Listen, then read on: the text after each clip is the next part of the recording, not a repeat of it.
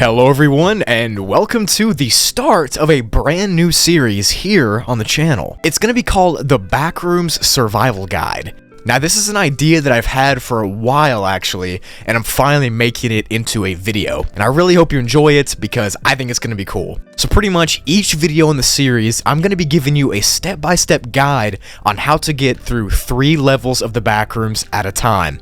So for this video, I'm going to be telling you how to survive level 0 through level 2, and I'll do more levels in each video if you all would like, but for today, I'm just going to do 3. I'm not going to actually explain the levels since I've already done that before, links below. I'm just going to give you tips and tricks on how to survive, what food to find, what kind of entities you might meet, and how to find the exits to the levels, and some other Broogli insight, you could say. If this kind of thing sounds interesting to you, make sure you let me know down below, and without further ado, let's get into it, shall we?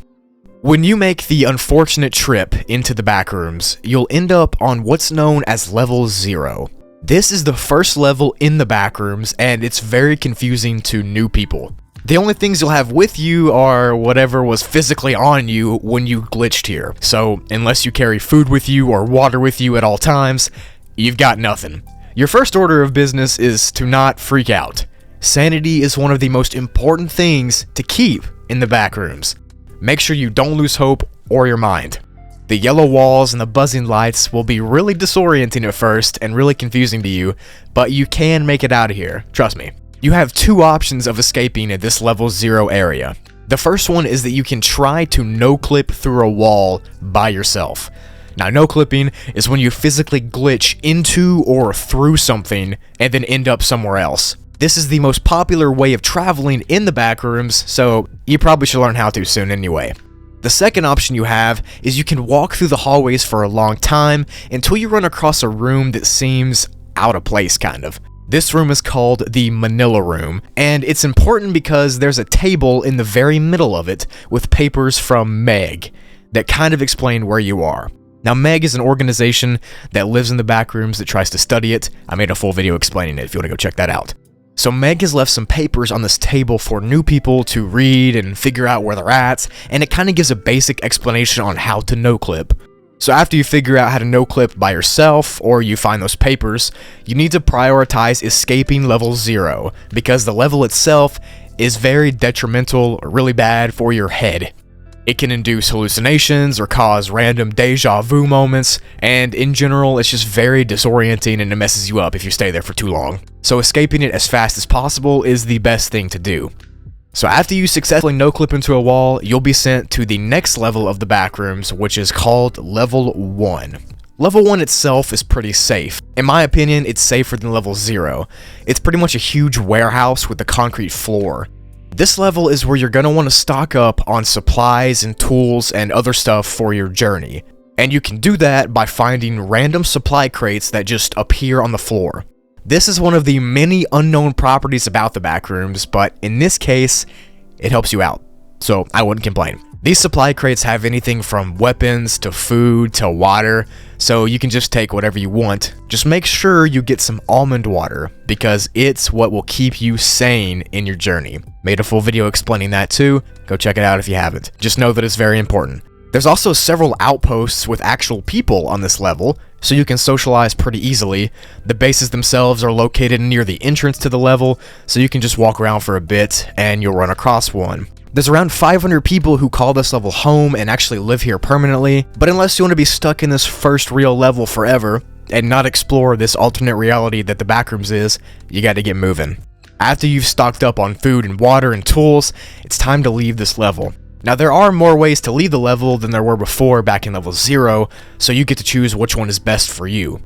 One way to exit is just by walking down a hallway for long enough, and that can eventually lead you to level 2 by just simply teleporting you. But you could also climb through a randomly appearing hole in the wall to be sent to level 19, however, I recommend going in order if you can. So after you walk down a random hall for a while, you'll be teleported to the next level, called level 2. So level 2 ramps up the danger factor, so be ready for that. It looks like a system of concrete hallways with rooms and doors and other paths that intersect randomly. This one is very easy to get lost in, so try to stay on the same path that you started on. This is the first time you're going to run into actual creatures, so don't freak out.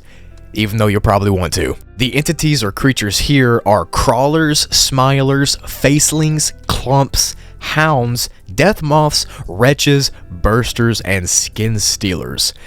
I know that sounds terrifying, but they're pretty easy to avoid because all you have to do is run away if you see one, and they typically won't chase you. But if they do, just keep running and they'll eventually give up. But make sure you catch where you're running to because you're going to want to get back on that path eventually. And there are actually outposts here as well. There's about 50 people combined that live on this level permanently, so you can stay with them for a while if you need to. To find those outposts, all you have to do is continue to walk straight on the path you spawned in at.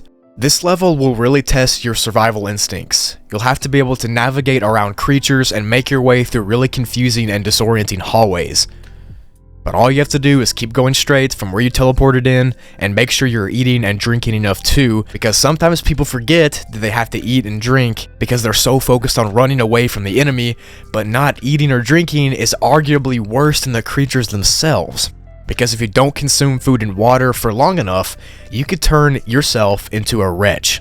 The process of turning into a wretch is called the wretched cycle, and you want to avoid this at all costs. In fact, don't even think about it. It's weird.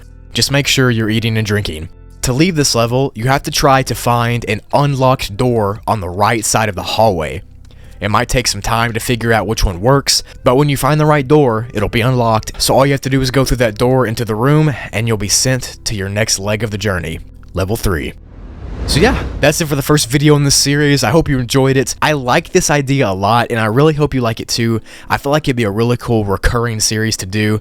As kind of like just a survival guide. I mean, I feel like no one's done this before, and it could be a really interesting series. So if you have any suggestions how to improve it, let me know down in the comments below, and let me know if you want to see more of it, because I really like doing it. So, like I said, this first video will just have 3 levels in it, but as I said earlier, if you want more levels, if you like it enough, I'll do more.